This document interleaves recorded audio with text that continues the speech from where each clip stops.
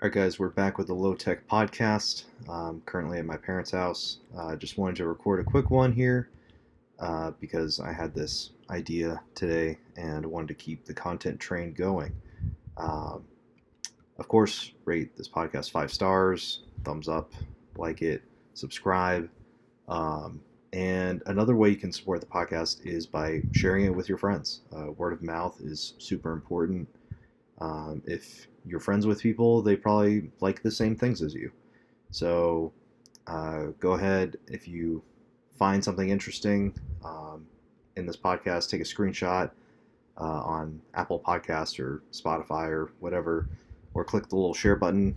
Uh, if it's on YouTube or whatever, you can share from a particular timestamp and post it to your IG or TikTok or wherever you share these things at. Probably Instagram because that's kind of the main platform that I'm on. But yeah, share it out. It helps a lot. Your friends probably think very similarly to you. And by me doing this podcast, there's a non-zero number of you who listen to this, which I really thank you, truly thank you for finding value in what I say. And it really means a lot to me that people would even like take time out of their day to listen to what I have to say. So, anyways, on with the show. I like how I'm just pulling bars from like things that I've heard from other podcasts, but and I'm just sound like kind of the same, the same as every other podcast, but I don't know. I guess it works. Anyways, the so today I was thinking about how the history class first blew my mind, like in middle school. My middle school teacher, Mr. Schoenfeld, he was also like the low key a wrestling coach, but I never really like he only became a wrestling coach like after my time there at the middle school, and I just didn't know I didn't know he was a wrestler, which was pretty cool to find out later. But yeah, he like taught us one day like, oh, boats were kind of made all at the same time in parallel in history, like by these different cultures and different groups, so far apart that there's no way that they could have like communicated at all. But they were all kind of like developed around the same time to to the extent of our knowledge, which is wild. That just blew my like 12-year-old mind that people could develop the same things at the same time without like talking to each other. But I've seen this kind of repeated time and time again in technology, at least, where the most kind of relevant example for at least for me was fitness wearables. It's like everybody and their mother came out with like a Fitbit or the Apple Watch are like the two main ones, and then there's a bunch of other ones, a slew of other ones. And for me in particular, like my master's thesis in college was around tracking weightlifting and trying to track weightlifting technique and whatnot. Um, but like there were other competitive like devices out there at the time that eventually became to market a year or two after I did my master's thesis on trying to track a barbell with what's called an IMU, inertial measurement unit. Basically combines an accelerometer, a gyroscope, and a magnetometer. Those like the accelerometer tracks acceleration in whatever dimension, 3 dimensions of space. Gyroscope tracks the this is really testing my my limits of my memory here. It tracks something about degrees of whatever. I don't know. Somebody in the comments will probably correct me, but something about degrees of rotation. Um, and then magnetometer kind of points to where um, either normally where the Earth is, where like gravity is pointing, or if it's near a ferrous metal like a barbell, it points to the barbell and fucks everything up. So that's kind of where what I did for my master's thesis. And soon after that, like I was, to my knowledge, like I was one of a handful of people who like even started to look into using one of these type of devices with a barbell. And soon enough, sure enough, like a couple of years after that, there was like commercial versions of the type of device that I was researching for my master's thesis. I've never really bought one of those, or I never really got into it, but they exist because there's other devices that track bar velocity, but you have to like hang a thing on the barbell, and like it's a rope or like a line, and it tracks the velocity of the bar. This was trying to track kind of technique and position over time. Like you can't get position directly, of course, because physics nerds out there know acceleration, what you get from the accelerometer, is two derivatives away from position, right? So of course I didn't integrate this, or I didn't like do integrate up to velocity or integrate up to position. But I was trying to use some early machine learning through random forest algorithms, which are old news now, which everybody uses neural networks, and that's the new hotness. But I was trying to kind of blindly guess features of the data of like, okay, what is a good position and what's not, or what's a good technique and what's not, in terms of like back squatting and bench pressing and whatnot. So the results I got were like, I don't know, 50% could guess if something was a correct technique or not. But over a set of, say, 5, like that could be, it would probably be able to tell you, hey, at least one of your reps is off. So, anyways, so that was my like foray into this. One of my forays into like parallel development of technology. Another one, actually, that predates that. Earlier in college, my friend and I, well, mostly my friend Andrew, he came up with this idea for airport maps, and we entered into this contest. I did nothing, of course. I was just there for moral support. He called it Air Assist, where if you had trouble navigating through the airport, it's like Google Maps before airports. This was not a feature yet baked into Google Maps or anything in particular. So this was unique and got some attention, but unfortunately, like some big players like realized, hey, like if we realized that this was like a feature that was missing, it would be nice for others to do.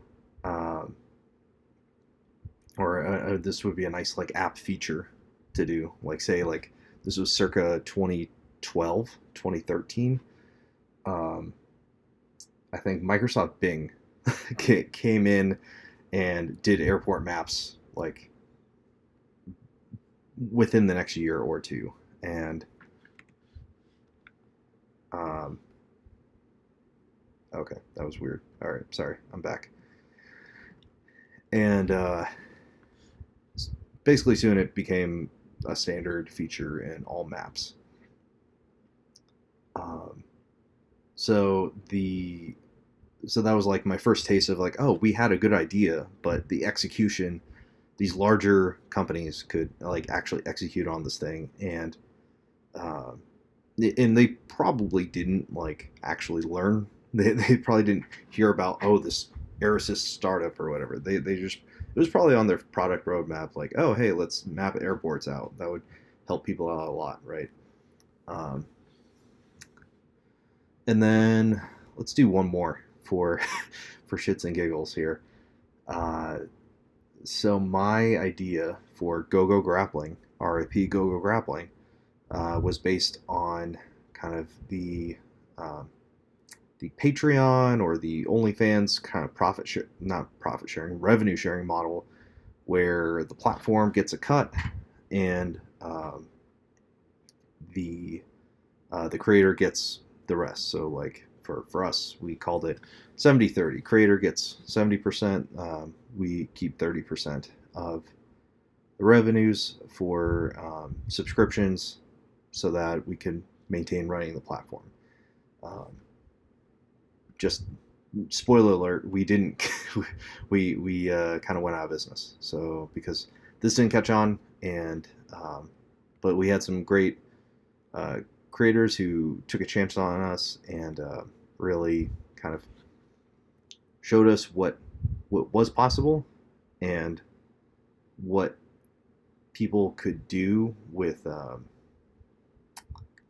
kind of the constraints that we gave them, and the creativity was amazing. So yeah, with our one particular creator, Chris, he was a judo guy, and he gave us like this whole kind of like hierarchical positions of judo and the different newaza and the different types of throws and whatnot, and it was great. It was great. It was amazing. But yeah, like it was unfortunate to kind of there wasn't enough creators like that. Like we could scale up to dozens of creators, but we only got like 10, I guess, live, and or even I think we had a capacity for 50 or 100 different creators, but there wasn't enough demand, I guess, from creators to make grappling subscription content. But this idea came back around again in the form of, in particular, what is it? Shoot, not Flow Wrestling, but well, Patreon. Patreon is like Keith Krikorian is on there. Robert Deagle is on there. What is this other? It was by Jason Nolf. Wrestlers Grappling. What is it called? Athletes Ocean is like another platform. Basically, us. It was Go Grappling, but on steroids. It was actually had a real team behind it with real capital invested in it, and we were just a handful of guys like just trying to bootstrap Go Grappling on a Kajabi site, right? Like this was it looks like their product is much better than Go Grappling, and I think this they deserve to be the successor. But I guess I will take credit for kind of potentially setting the market value or the market rate for how they do creator / platform split. Athletes Ocean, like the last time I checked, or maybe it was the only time I checked, they did a 70-30 creator platform split, which sounds strangely like Go Grappling. Or did we do 75-25? I forget. Honestly, I forget. Maybe it was 70-30. I forget. It was a couple of years ago. I forget. So it was either 75-25 or 70-30. But anyways, it's so like the same ideas are out there, right? Like they're the certain like building blocks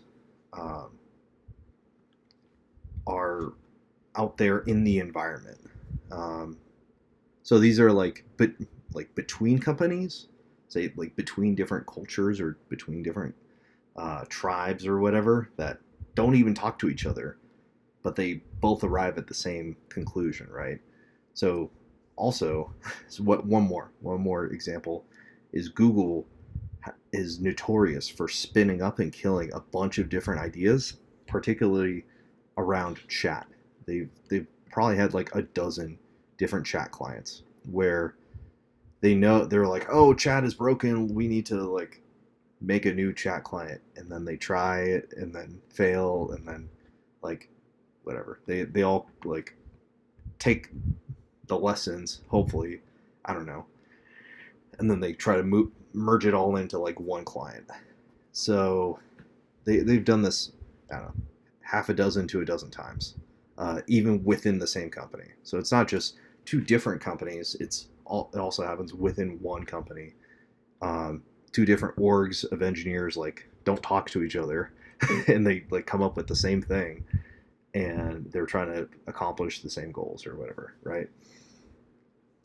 Or they probably do talk to each other, but and they do, the upper management does acknowledge like, hey, these guys are working on the same things. Let's see who wins. A little bit of healthy competition maybe, but kind of goes to show that there can be stuff in the zeitgeist or something, like these technologies or these ideas or these um, like these things, whatever they are in the zeitgeist. They're in the air. They're just ready to be invented, or ready to be thought of, or words ready to be written down, or taking this into jiu-jitsu.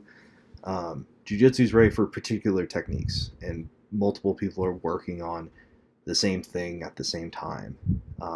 Even if, like, for example, this A block, where it's like a reversed close guard, and you do a toe hold on, like, your legs are wrapped around their back, and you have exposure to their feet, but you they don't have exposure. Your feet aren't exposed, but you have control over their feet. Um, that's not like a new technique. Like, I was playing around with it with Jordan, like, I don't know, 2 years ago when he taught 6 a.m. classes, right? So that's there's certain pieces to the puzzle that are out there in the environment that people are just, it's just waiting for somebody to discover or invent or whatever, right? Um, so it's someone, so it, the history, I guess, history, if it's an observer of itself, um, is waiting for someone to perceive the right set of affordances that unlocks whatever new innovation is next. There's, if you think of it like in video games, there's the concept of a tech tree, where you kind of, as you build more resources, or gather more resources, you can click and upgrade your units down the tech tree, and you can build cooler and cooler things. And sometimes there's dependencies within the tech tree, so it's like you have to build up one, like tech tree A, and then you have to go down tech tree B, and whatever that enables cool technology, like something down the line, right? So that, like, that didn't come from nowhere, right? Video games like are a reflection of reality, and so that's the same thing with whatever boats, or like electronic technology or jiu-jitsu technology. All the pieces are there for, say, like an emphasis of leg locks. Like, there's been more leg lock development in the last 6 years than there have been in the previous 18 years, right? Like, people are hyper focusing on the legs, and to the degree, like, okay, leg locks are now going into back takes, or whatever the quote unquote meta is. Um, like, the development of certain technologies are going to lead people to perceive new uh, points, that new affordances. They can go and do new things, go and try out new things. They can fuck around and find out. They can um, learn by doing. They can go and see, oh, I can start going down this path. Where is this going to lead to?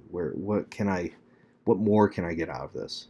And get inspired to do something different, some slight variation, or that slight variation could come and go shoot off into a completely new direction.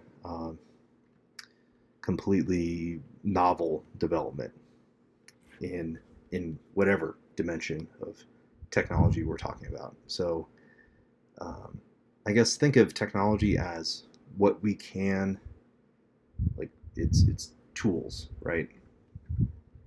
Um, Technology is just like that. That is why we don't currently live in trees, and why we kind of made it out of like the Stone Age. There's literally why there's a Stone Age is because we developed tools, right? And that's kind of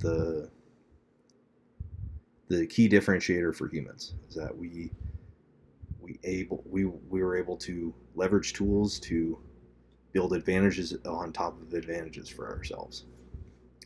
So, anyways, like everything we do, everything we create, um, is a technology. And what like words that we write, that's a huge technology. Like the video that I'm producing right now, the words that we say, nearly everything is a technology outside of kind of like the bare functions of what we do. Like we don't eat things. Our teeth haven't evolved, right? How we maintain our teeth has evolved, but how we eat, how we drink, like those the physical actions, I guess, don't involve technology, right? Like how we um, the the actual biological impulses to do our our daily, like how we live, those haven't changed, but how we manage the inputs and outputs have changed, right? Everything around our biological, um, physical body has changed over the last whatever 10,000 years, and everything around that is technology, and everything around us is subject to innovation. So I guess that's where I'm going with this historical ecology title. Maybe I'll change it to innovative ecology. Is that um, we afford different things in our environment, or our environment affords us different things, and then we can then change our environment to afford us new things. So, anyways, that's all I got. I just wanted to do a quick one today, and um, yeah, so like and subscribe, rate 5 stars, share with your friends. Thank you so much for listening, and see you next time.